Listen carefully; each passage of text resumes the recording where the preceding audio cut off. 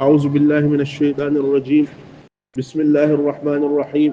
الحمد لله رب العالمين، والصلاة والسلام على أشرف الأنبياء والمرسلين سيدنا محمد وآله وصحبه ومن تبعهم بإحسان إلى يوم الدين. ثم أما بعد. بندرا بيدنجا الأخضر فصل أو كيرول فرائض الوضوء فرلا جسلجة سبون كجيد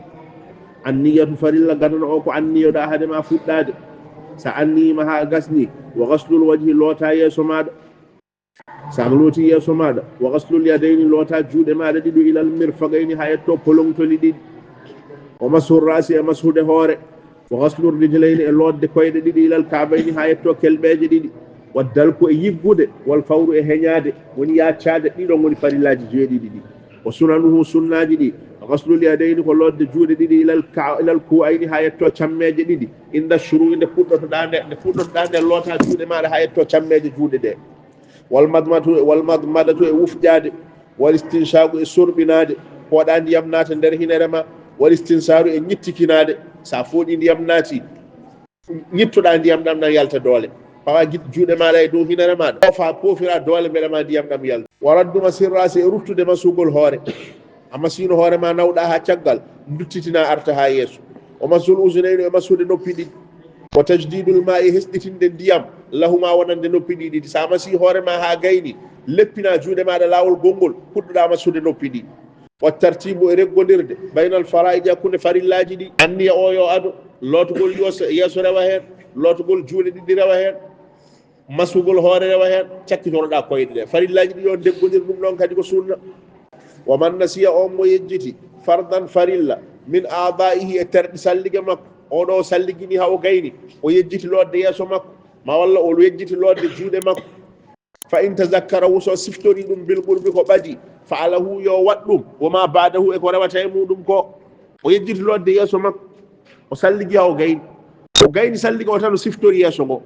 yo waɗ yeso ngo o reftina hen juuɗe ɗe o reftina hen masugol hoore nde o sakkitoro koyɗe ɗe yo waɗ ko yejjiti ko o rewna hen ko rewanno hen ko oɗo o salligini o yejjiti lodde juuɗe makko ɗiɗi o gayni tan o siftori yo lot jungo ngo o lota hoore nde o lotto koyɗe ɗe ɗum woni o man nasiya fardan on mo yejjiti farilla min a'da'ihi terɗe makko fa in tazakkarahu so siftori ɗum bil qurbi ko ɓalli holno ɓallorto taw terɗe makko jorani terɗe salligi ɗe cuwa yorde fa alahu yo wat ɗum woma ba'dahu e ko rewe muɗum ko wa in qala so ɗum ɗon juuti noon terɗe ɗe jori fa alahu yo wat ko yejjiti ko wahdahu kañum tan o looti o salligini o gayni o yejjiti yeso makko immi o hafti o jooɗoyiɗo o yomo yara karaw o siftori yeso ngo lootanoka yo arto loota yeso ngo so yo andi o tan o loota yeso ngo so looti yeso ngo gasi woto rewni hen hay hunde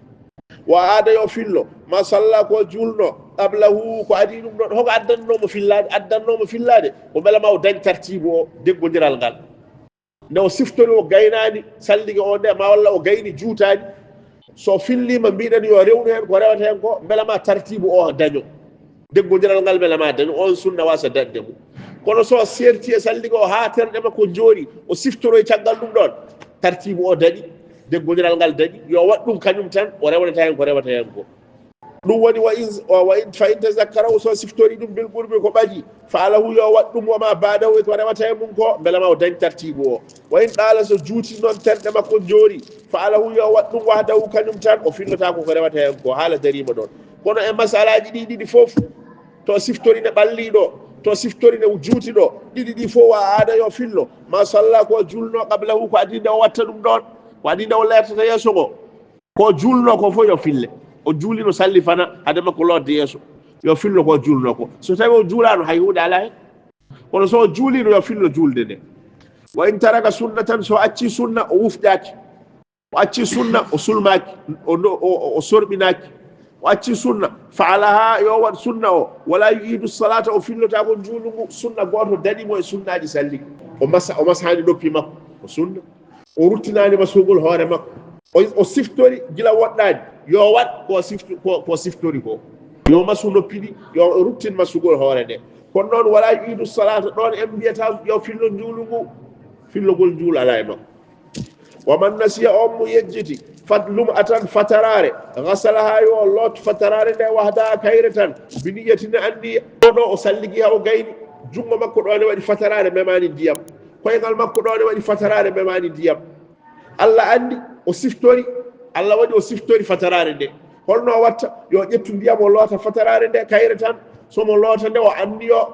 mbeɗen hiɓɓina salli kam fatarare nde ne mankuno wa in salla so juulino qabla zalika ko adi ɗum ɗon a aada yo fillo juulu ngu o juulino ko adi nde watta fatarare nde yo fillo juulu ngu waman tazakkara on mo siftori almadmadata wufƴade wal istinchaga e sorɓinade mbaɗa an chara caggal nde o fuɗɗani o naati fil waji e yeeso makko oɗo o yejjiti wufƴade o yejjiti sorɓinade haw fuɗɗi lodde yeeso makko o siftori fala yarjiu ilayhima woto o ruttono sorɓinade nde e wufƴade nde hatta yutimma wuduwa o timmina sallige makko yo jokku sallige makko ha para so sallige makko gasi o arta o wufƴo o arta o sorɓino nde wonno o accata farilla o rutto e sunna par ce que ɗum ko keerol faraidul wudui farillaji sallige sabu on ko jeeɗiɗi anniyatu anniyade woni farilla gadano o wa gaslul wajhi e lodde yeeso muɗum woni farilla ɗiɗaɓo o wa gaslul yadayni e lodde juuɗe ɗiɗi ilal mirfagayni ha polomtoli ɗiɗi woni farilla tataɓo o wa masur rasi e masude hoore muɗum wa gaslur rijlayni e lodde koyɗe muɗum ɗiɗi ilal kabayni ha yetto kelɓeje ɗiɗi wa dalku e yiggude wal fawru e heñade woni yaccade wa sunanuhu sunnaji ɗi gaslul yadayni lodde juuɗe ɗiɗi ilal kuwayni ha yetto kelɓeje ɗiɗi inda shuru'i ndew fuɗɗoto nde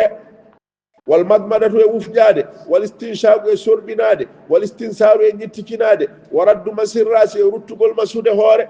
wa masul usunayni e masude noppi ɗiɗi wa tajdidul ma e hesɗitinande ndiyam lahuma wonande noppi ɗi ɗiɗi ndiyam ɗam o masirno hoore ɗam woto masir ɗum ɗon noppi makko ala yo hesɗitin ndiyam goɗɗam o masa noppi makko wa tartibu e reggodirde baynal fara'i jakkude farillaji ɗi wa man nasiya fardan on jejjiɗɗo farilla min a'da'ihi e terɗe sallige muɗum fa in tazakkarahu so siftori ɗum bil qurbi ko ɓadi fa alahu yo wat ɗum woma badahu e ko rewata e mum ko beele ma o dañ tartibu o wa in ɗala so juuti fa alahu yo wat ɗum fa alahu yo wat ɗum wahdahu kañum tan nde wonno tartibu o dañi wa aada o fillo ma salla ko julno qablahu ko adi ɗum ɗon wa in taraka sunna tan so acci sunna fa alaha yo wat sunna o wala yu'idu o fillotako assalata juulugu o yejjitno ko wufƴade o yejjitno ko sorɓinade o siftori yo ya o wufɗoyo o sorɓino kono noon o fillotako ko julno ko adi ɗum ɗon oman nasiya on mo yejjiti lum atan fatarare gasalaha yo lotde wahdaha kayre tan mbi niyatinno wonde anniya wa in salla so juuli qabla zalika ko adi ɗum ɗon